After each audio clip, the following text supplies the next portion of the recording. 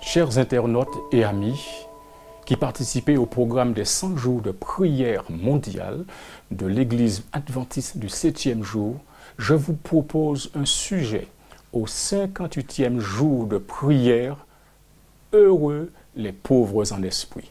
Lisons dans Matthieu chapitre 5, le verset 3. Matthieu chapitre 5, verset 3. Heureux les pauvres en esprit, car le royaume des cieux est à eux. Heureux les pauvres en esprit. Le grec nous dit makarioi au pluriel. Au singulier makarios, ce qui signifie chanceux. Dans l'hébreu ashré, heureux, béni. Heureux, béni les pauvres, tochos. Tochos est un mot qui indique une profonde pauvreté. Et ce mot dérive de tasso, qui signifie accroupissement, recroquevillement. Et ici, tochos se réfère à celui ou celle qui est dans une pauvreté spirituelle directe et qui ressent vivement son besoin des choses que le royaume des cieux a à lui offrir.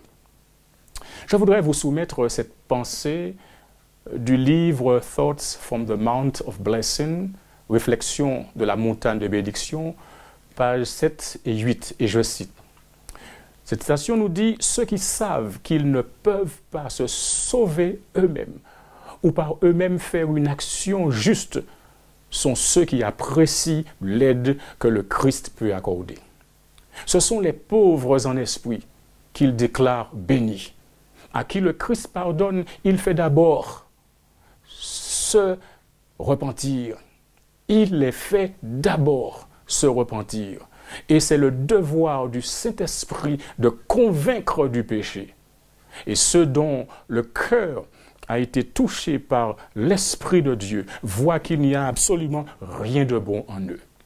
Comme les pauvres publicains, ils se tiennent à distance, n'osent même pas lever les yeux vers le ciel, et ils crient « Ô Dieu, sois miséricordieux envers moi, qui suis un pécheur. » Tous ceux qui ont le sentiment de la pauvreté profonde de leur âme, tous ceux qui sentent qu'ils n'ont rien de bon en eux, eh bien, ils peuvent trouver la justice et la force en se tournant vers Jésus.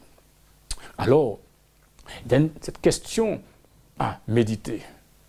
En ce qui concerne la propre justice, c'est-à-dire l'attitude omniprésente et souvent inconsciente qui nous trompe en pensant et en sentant que nous sommes bons. Ça, c'est le plus grand obstacle à recevoir vraiment le salut personnel en Jésus. Lorsque nous réalisons notre pauvreté spirituelle, notre état de vie, notre besoin désespéré de Jésus, ainsi nous nous fions uniquement à lui, à chaque instant, pour nous guérir pleinement et complètement de tout résidu d'égoïsme, alors, et alors seulement, et là seulement, que nous pourrons avoir l'assurance du salut. Je voudrais vous poser une question maintenant. Aujourd'hui, pourquoi ne pas venir à Jésus, tel que vous êtes, avec votre moi brisé et pécheur? Pourquoi ne pas réclamer seulement son sang, sa vie et sa mort comme moyen de salut? Pourquoi ne pas lui demander de déraciner toute autonomie qui est encore dans votre cœur et de la remplacer par une foi en sa capacité à vous sauver, à vous donner les moyens de faire de bonnes œuvres motivées par l'amour désintéressé?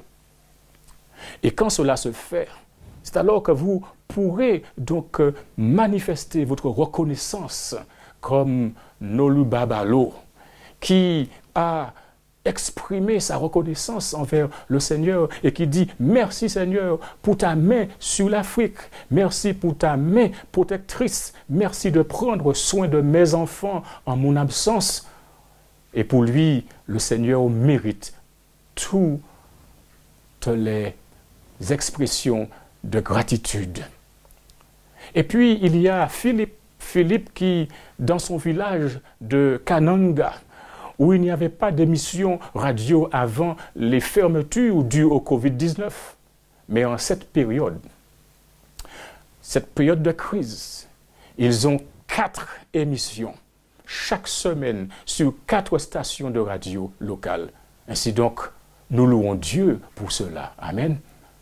Il y a de quoi se tourner vers Dieu. Heureux les pauvres en esprit, car le royaume des cieux leur appartient.